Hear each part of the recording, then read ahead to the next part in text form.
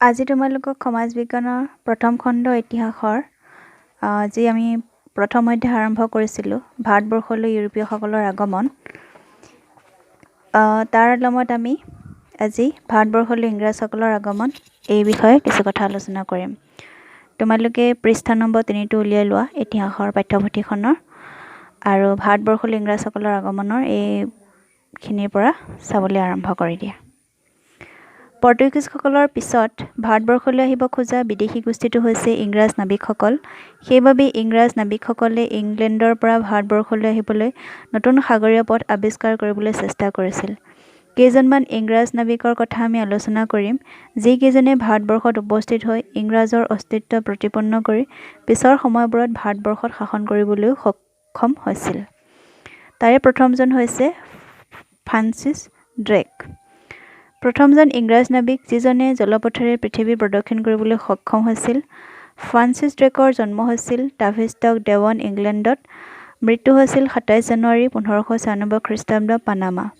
1580 খ্ৰীষ্টাব্দত Francis Drake যেতিয়া জলপথেৰে পৃথিৱী প্ৰদক্ষিণ কৰিবলৈ সক্ষম হৈছিল, তেতিয়া নৌসাগৰীয় পথৰ প্ৰতিকূলতা মানুহে জয় কৰিব পাৰিব বুলি আত্মবিশ্বাসেৰে ভবা হৈছিল। দ্বিতীয়জন আছিল ৰাল্ফ ফিটছ। তেওঁ 1582 খ্ৰীষ্টাব্দত ৰাল্ফ ফিটছে ভাৰত আৰু ব্ৰহ্মদেশ ভ্ৰমণ কৰিছিল। আৰু তোমালোকে এইটো কথা লক্ষ্য কৰিবা যে ব্ৰহ্মদেশক বৰ্তমান ম্যানমাৰ বুলি কোৱা হয়। তৃতীয়জন আছিল জেমছ মিল্ডেন হল। 1599 খ্ৰীষ্টাব্দত জেমছ মিল্ডেন হল নামৰ ইংৰাজ নাবিকজনে সেই সময়ৰ ইংলেণ্ডৰ ৰাণী এলিজাবেথৰ পৰা এখন অনুৰোধ পত্ৰ লৈ ভাৰতত পোনপ্ৰথমে প্ৰৱেশ কৰিছিল। এই অনুৰোধ পত্ৰ বা অনুমতি পত্ৰখনৰ উদ্দেশ্য আছিল যে ভাৰতৰ সৈতে বেহা বেপাৰ তথা বাণিজ্যিক সুবিধা লাভৰ অনুমোদন বিচৰা।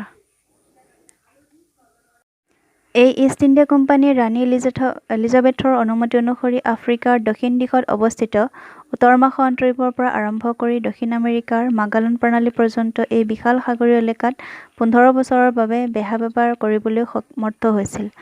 আনকি জাভা, সুমাত্ৰা, মালাক্কা আদিৰ সৈতে তেওঁলোকে ব্যৱসায় কৰিছিল, বিশেষকৈ মছলা ব্যৱসায় কৰিছিল। চতুৰ্থজন আছিল কেপ্টেইন উইলিয়াম হকিন্স। 1608 খ্ৰীষ্টাব্দত ইংলেণ্ডৰ ৰজা প্ৰথম জেমছেও বেহা বেপাৰৰ উদ্দেশ্যত হকিন্সক ভাৰতলৈ পঠাইছিল। সেই সময়ত ভাৰতত মোগল সম্ৰাট জাহাংগীৰে শাসন কৰি আছিল। হকিন্সে তাপ্তি নদীৰ মোহনাৰে গুজৰাটৰ চুৰাট বন্দৰত উপস্থিত হৈছিল। কিন্তু কেপ্টেইন হকিন্সে 2 বছৰ কাল ভাৰতত থাকিও ৰজা জেমছে বিচৰাৰ দৰে মোগল সম্ৰাটৰ পৰা বাণিজ্যিক সুবিধাৰ অনুমোদনত সফল হ'ব পৰা নাছিল। পঞ্চমজন আছিল ছাৰ টমাছ ৰ'। 1615 খ্ৰীষ্টাব্দত ৰজা জেমছে প্ৰথমজনে পুনৰ জাহাংগীৰৰ ওচৰলৈ সেই একেই উদ্দেশ্যত অৰ্থাৎ বাণিজ্যিক চুক্তিৰ অনুমোদন বিচাৰি টমাছ ৰ' নামৰ এজন লোকক পঠাইছিল। তেওঁ বাণিজ্যিক চুক্তি ৰূপায়ণত সফল নহ'লেও ইংৰাজ সদাগৰসকলক চুৰাটত বাণিজ্যিক কুঠি স্থাপনৰ অনুমতি প্ৰদান কৰাই দিবলৈ সমৰ্থ হৈছিল। ষষ্ঠজন আছিল ছাৰ জন শৰ্মান। 1715 চনত ছাৰ জন শৰ্মান আৰু তেওঁৰ সহযোগী সজাতি সদাগৰী দলটোৱে মোগল সম্ৰাট ফাৰুক শ্বাহৰ পৰা 3খন ফৰমান আদায় কৰিবলৈ সক্ষম হৈছিল আৰু ইষ্ট ইণ্ডিয়া কোম্পানীয়ে সমগ্ৰ ভাৰতবৰ্ষত নিৰ্বিঘ্নে বেহা বেপাৰ কৰাৰ ৰাজকীয় অনুমতি লাভ কৰিছিল। উল্লেখযোগ্য যে ফাৰুক শ্বাহক সজাতি দলটোৰ চিকিৎসক ডাক্তৰ হেমিল্টনে চিকিৎসা কৰি আৰোগ্য কৰাৰ সুবাদতে ফৰমান আদায় কৰাৰ সুবিধা লাভ কৰিছিল বুলি কোৱা হয়। এতিয়া আমি দেখিলোঁ যে 1580ৰ ফ্ৰান্সিছ ড্ৰেকৰ দিনৰ পৰা 1715 চনৰ জন শৰ্মানলৈকে মোটামুটি প্ৰায় 6জন বণিকৰ নেতৃত্বত ভাৰতত বাণিজ্যিক সম্পৰ্ক স্থাপনৰ বাবে কৰা প্ৰচেষ্টাত ইষ্ট ইণ্ডিয়া কোম্পানী সফল হৈছিল। এতিয়া আমি আলোচনা কৰিম ইষ্ট ইণ্ডিয়া কোম্পানীয়ে স্থাপন কৰা বাণিজ্যিক কুঠি বা কেন্দ্ৰসমূহৰ বিষয়ে। ইষ্ট ইণ্ডিয়া কোম্পানীয়ে প্ৰথমতে 3টা বাণিজ্যিক কেন্দ্ৰ স্থাপন কৰিছিল। প্ৰথমটো হৈছে 1611 খ্ৰীষ্টাব্দত গোলকুণ্ড ৰাজ্যৰ চুলতানৰ পৰা অনুমতি লৈ কোম্পানীয়ে মছলিপট্টনমত প্ৰথমটো বাণিজ্যিক কেন্দ্ৰ স্থাপন কৰিছিল। 1637 খ্ৰীষ্টাব্দত কোম্পানীয়ে আৰ্মা গাঁৱত দ্বিতীয়টো বাণিজ্য কেন্দ্ৰ মুকলি কৰিছিল। আৰু 1639 খ্ৰীষ্টাব্দত চন্দ্ৰগিৰি ৰজাৰ লগত চুক্তি কৰি মাদ্ৰাজত আৰ্মা গাঁৱৰ বাণিজ্যিক কেন্দ্ৰটোক নতুন নাম ফৰ্ট ছেইণ্ট জৰ্জ দি স্থাপন কৰিছিল। তাৰোপৰি 1661 খ্ৰীষ্টাব্দত ইংলেণ্ডৰ ৰজা দ্বিতীয় চাৰ্লছে পৰ্তুগীজ ৰাজকন্যা কেথৰিনক বিয়া কৰাৰ বাবে যৌতুক হিচাপে বোম্বাই দ্বীপটো লাভ কৰিছিল আৰু চাৰ্লছে 1668 খ্ৰীষ্টাব্দত 50,000 পাউণ্ড ঋণৰ বিনিময়ত ইষ্ট ইণ্ডিয়া কোম্পানীক এই মুম্বাই দ্বীপটো দিছিল আৰু কোম্পানীয়ে মুম্বাইক কোম্পানীৰ প্ৰধান কাৰ্যালয়ত পৰিণত কৰিছিল আৰু তোমালোকে এইটো নিশ্চয়কৈ জানা যে বৰ্তমান মুম্বাইক মুম্বাই বুলি কোৱা হয় 1690 খ্ৰীষ্টাব্দত জব চাৰ্নক নামৰ এজন কোম্পানীৰ বিষয়ে বংগৰ নবাবৰ লগত কৰা এখন চুক্তিৰ যোগেদি বছৰি 1200 টকাৰ খাজনাৰ বিনিময়ত কালিঘাটা সুতানতি আৰু গোবিন্দপুৰ নামৰ তিনিখন গাঁৱৰ জমিদাৰীৰ চৰ্ত কোম্পানীয়ে লাভ কৰিছিল আৰু এই তিনিখন গাঁৱক এক কৰি প্ৰতিষ্ঠা কৰা বাণিজ্য কেন্দ্ৰটোৰ নাম কলিকতা ৰখা হৈছিল উল্লেখযোগ্য যে ইংলেণ্ডৰ ৰজা তৃতীয় উইলিয়ামৰ সন্মানাৰ্থে কলিকতা বাণিজ্য কেন্দ্ৰটোৰ নাম ফৰ্ট উইলিয়াম ৰখা হৈছিল আৰু তোমালোকে এইটো নিশ্চয় জানা যে কলিকতাক বৰ্তমান কলকাতা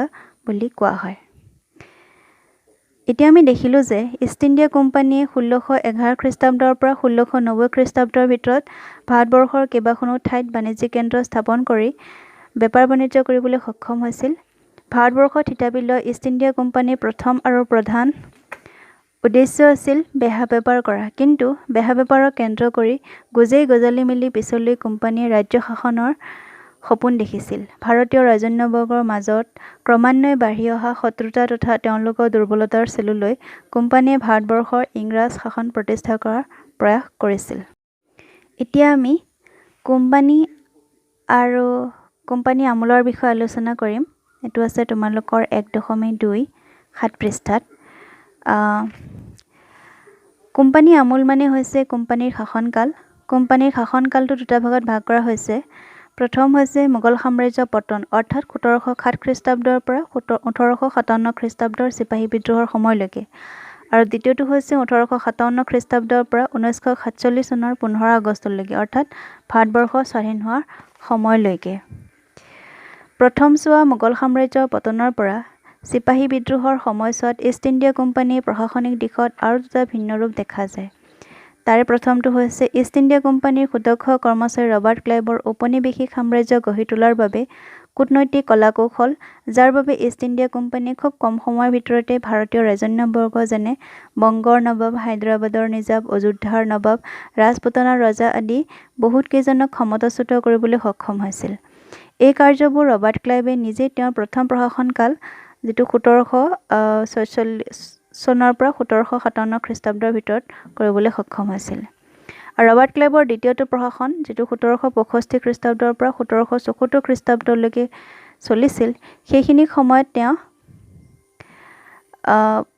অৰ্থাৎ 1757 চনত হোৱা পলাচী যুদ্ধত তেতিয়াৰ আটাইতকৈ ডাঙৰ প্ৰদেশ বংগৰ নবাব চিৰাজউদ্দৌলাক ছলছটিৰে পৰাস্ত কৰা হৈছিল আৰু ৰবাৰ্ট ক্লাইভৰ ইয়াত অনন্য ভূমিকা আছিল উল্লেখযোগ্য যে বংগৰ নবাব উৰিষ্যা আৰু বিহাৰৰো নবাব আছিল গতিকে বংগৰ নবাবৰ পৰাজয়ৰ বাবে ভাৰতৰ এটা বৃহৎ অংশ ব্ৰিটিছৰ হাতলৈ গৈছিল আৰু এই পলাচী যুদ্ধৰ পিছত ভাৰতত কোম্পানীৰ শাসনে ইংলেণ্ডৰ ৰাজশক্তিৰূপে আইনগত স্বীকৃতি পাইছিল কিন্তু 1857 চনৰ চিপাহী বিদ্ৰোহৰ পিছত 1858 খ্ৰীষ্টাব্দৰ পৰা 1947 চনৰ দ্বিতীয় ভাগৰ ব্ৰিটিছ কাৰ্যক্ৰমণিকাত ব্ৰিটিছ ৰাজশক্তিয়ে ভাৰতবৰ্ষত ইংৰাজ শাসন সুসংবদ্ধ কৰি ৰখাৰ স্বাৰ্থত স্থায়ী চৰকাৰ গঠন কৰি কিছু জনকল্যাণমূলক ব্যৱস্থাও হাতত লৈছিল ভাৰতীয় জাতীয় আন্দোলন এই সময়তে হৈছিল যাৰ বাবে ব্ৰিটিছে ভাৰতৰ পৰা বিদায় ল'ব লগা হৈছিল এতিয়া আমি আলোচনা কৰিম ইষ্ট ইণ্ডিয়া কোম্পানীৰ আমোলত মোগলসকলৰ ভূমিকা তোমালোকে নিশ্চয় গম পাইছা যে ইষ্ট ইণ্ডিয়া কোম্পানীয়ে ভাৰতবৰ্ষলৈ অহাৰ সময়ত দিল্লীত মোগল সম্ৰাটসকলৰ শাসন চলি আছিল ইষ্ট ইণ্ডিয়া কোম্পানীৰ কূটনৈতিক কৌশলত মোগল সাম্ৰাজ্য আৰু আন ৰাজ্যবোৰ বিধ্বস্ত হৈ গৈছিল তাৰে ভিতৰত উল্লেখযোগ্য আছিল এলাহাবাদ চুক্তি মোগল সম্ৰাট শ্বাহ আলমে ৰবাৰ্ট ক্লাইভৰ লগত 1762 খ্ৰীষ্টাব্দত এলাহাবাদ চুক্তি স্বাক্ষৰ কৰিছিল আৰু বৰ্তমান এলাহাবাদক প্ৰয়াগৰাজ বুলি কোৱা হয় এই চুক্তি মতে কোম্পানীয়ে বংগ বিহাৰ আৰু উৰিষ্যাৰ ওপৰত ৰাজনৈতিক কৰ্তৃত্ব লাভ কৰিছিল আৰু দ্বিতীয়তে সম্ৰাটে কোম্পানীক দেৱানী প্ৰদান কৰি বিখ্যাত দ্বৈত শাসন প্ৰদান কৰিছিল দেৱানী মানে হৈছে ৰাজহ সংগ্ৰহ কৰা আৰু অসামৰিক প্ৰশাসন ব্যৱস্থা আৰু দ্বৈত শাসন মানে ইষ্ট ইণ্ডিয়া কোম্পানীয়ে বংগ বিহাৰ আৰু উৰিষ্যাত ৰাজহ সংগ্ৰহ কৰিব পাৰিছিল আৰু অসামৰিক শাসন পৰিচালনা কৰিব পাৰিছিল, অৰ্থাৎ আইন প্ৰণয়ন কৰিব বা যিকোনো সিদ্ধান্ত ৰূপায়ণ কৰিব পাৰিছিল। কিন্তু সামৰিক বাহিনীৰ কৰ্তৃত্ব নিজামজনৰ হাতত আছিল যদিও নিজাম নামমাত্ৰ মুৰব্বী হৈ থাকিব লগা হৈছিল আৰু কাৰ্য সম্পাদন ইষ্ট ইণ্ডিয়া কোম্পানীৰ অনুমোদন ক্ৰমেহে হৈছিল। 1774 খ্ৰীষ্টাব্দত যেতিয়া ৰবাৰ্ট ক্লাইভৰ মৃত্যু হৈছিল, তেতিয়া ৱাৰেন হেষ্টিংছ গভৰ্ণৰ হিচাপে ক্লাইভৰ স্থলাভিষিক্ত কৰা হৈছিল। ৱাৰেন হেষ্টিংছৰ কাৰ্যকালত 1774 পৰা 1785 খ্ৰীষ্টাব্দত ইষ্ট ইণ্ডিয়া কোম্পানী ভাৰতৰ একমাত্ৰ শক্তিৰূপে পৰিগণিত হৈছিল। তেওঁ মোগল সম্ৰাটৰ তলতীয়া নবাবসকলক স্বাধীনতা ঘোষণা কৰিবলৈ উদগনি যোগাইছিল আৰু হেষ্টিংছে প্ৰথমবাৰৰ বাবে নিজকে মোগল সম্ৰাটৰ লগত সমমৰ্যাদাৰ দাবী কৰিছিল। এতিয়া আমি আলোচনা কৰিম প্ৰেচিডেন্সিসমূহৰ গঠনৰ বিষয়ে।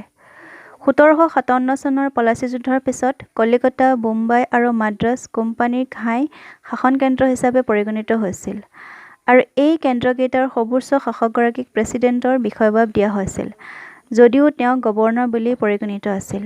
প্ৰেচিডেণ্টৰ তলতীয়া শাসনযন্ত্ৰটোক প্ৰেচিডেন্সি নামে জনাজাত হৈছিল, অৰ্থাৎ কলিকতা প্ৰেচিডেন্সি, বোম্বাই প্ৰেচিডেন্সি আৰু মাদ্ৰাজ প্ৰেচিডেন্সি হিচাপে জনাজাত আছিল।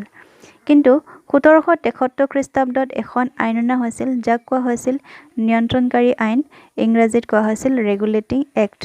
এই আইন অনুসৰি বংগ প্ৰেচিডেন্সিৰ গভৰ্ণৰজনক গভৰ্ণৰ জেনেৰেল উপাধি প্ৰদান কৰা হৈছিল আৰু বোম্বে আৰু মাদ্ৰাজৰ গভৰ্ণৰ দুজনক বংগৰ নতুনকৈ পতা গভৰ্ণৰ জেনেৰেলজনৰ তলতীয়া কৰিছিল আৰু এটা নতুন পদবী গভৰ্ণৰ জেনেৰেল 1773 খ্ৰীষ্টাব্দৰ পৰা কোম্পানীৰ শাসনত দেখা গৈছিল আৰু প্ৰথমজন গভৰ্ণৰ জেনেৰেল হিচাপে ৱাৰেন হেষ্টিংছক নিযুক্তি দিয়া হৈছিল। এই ব্যৱস্থাটোৰ যোগেদি সমগ্ৰ ভাৰতবৰ্ষত কেন্দ্ৰীয় শাসনৰ সূচনা হৈছিল। এই গভৰ্ণৰ জেনেৰেলজনে ভাৰতৰ প্ৰতিনিধি হিচাপে ভাৰত সম্পৰ্কীয় সকলো তথ্য ইংলেণ্ডৰ ৰাণীৰ ওচৰত দাখিল কৰিব লাগিছিল। 1774 খ্ৰীষ্টাব্দত পিতৰ ভাৰত আইন আহিছিল আৰু এই আইনে ভাৰতবৰ্ষত দুইখলপীয়া চৰকাৰৰ সৃষ্টি কৰিছিল। সেই খলপ দুটা হ'ল, এই আইনৰ যোগেদি কোম্পানীয়ে ভাৰতবৰ্ষ শাসন কৰিছিল আৰু কোম্পানী পৰিচালিত হৈছিল ব্ৰিটেইনৰ গৃহ চৰকাৰৰ যোগেদি। এতিয়া এই হৈ যোৱা পাঠখিনিৰ আলমত মই তোমালোকক কেইটামান প্ৰশ্ন দিছোঁ হোমৱৰ্ক হিচাপে ঘৰত কৰিবলৈ। সেই প্ৰশ্নকেইটা হৈছে, ইউৰোপীয়সকলে ভাৰতবৰ্ষৰ লগত বাণিজ্যিক সম্পৰ্ক স্থাপনৰ বাবে যোগাযোগ কৰিবলৈ কি কি পদ্ধতি আহিছিল? দ্বিতীয়টো হৈছে, তুৰ্কীসকলে কনষ্টাণ্টিনোপল কেতিয়া অধিকাৰ কৰিছিল? তৃতীয়টো, বাৰ্টলোমিউ ডিয়াজ কোন দেশৰ নাগৰিক আছিল? চতুৰ্থটো, ভাস্কো দা গামাই ভাৰতৰ কোন অংশত উপস্থিত হৈছিল? পঞ্চম, ফ্ৰান্সিছ ড্ৰেক কোন আছিল? ষষ্ঠ, ভাৰতত প্ৰথম পদাৰ্পণ কৰা ইংৰাজ নাবিকজন কোন আছিল? সপ্তম, জেমছ মিল্ডেন হলক কোনগৰাকী ইংৰাজ প্ৰশাসকে ভাৰতলৈ আহিবলৈ অনুমতি প্ৰদান কৰিছিল? অষ্টম, ইষ্ট ইণ্ডিয়া কোম্পানী কেতিয়া গঠন কৰা হৈছিল? নৱম, কেপ্টেইন উইলিয়াম হকিন্স ভাৰত আগমনৰ সময়ত ভাৰতবৰ্ষত কোনে শাসন কৰি আছিল? দশম, টমাছ ৰ কেতিয়া ভাৰতবৰ্ষলৈ আহিছিল? 11 নম্বৰ, ডাক্তৰ হেমিল্টনে কোনজন মোগল সম্ৰাটৰ চিকিৎসা কৰিছিল? 12, ফৰ্ট ছেণ্ট জৰ্জ কি আছিল? 13, কলিকতা নগৰ কেনেকৈ গঠন কৰা হৈছিল? 14, কলিকতা বাণিজ্য কেন্দ্ৰটোৰ নাম কিয় ফৰ্ট উইলিয়াম ৰখা হৈছিল? আৰু 15 নম্বৰ, পৰ্তুগীজ ৰাজকন্যা কেথৰিনক কোনে বিয়া কৰাইছিল? এই গৃহকাৰ্যখিনি তোমালোকে কৰিবা আৰু উত্তৰসমূহ মনত ৰাখিবলৈ চেষ্টা কৰিবা আৰু যিবোৰ নোৱাৰা সেইবোৰ তোমালোকে মোক সুধিব।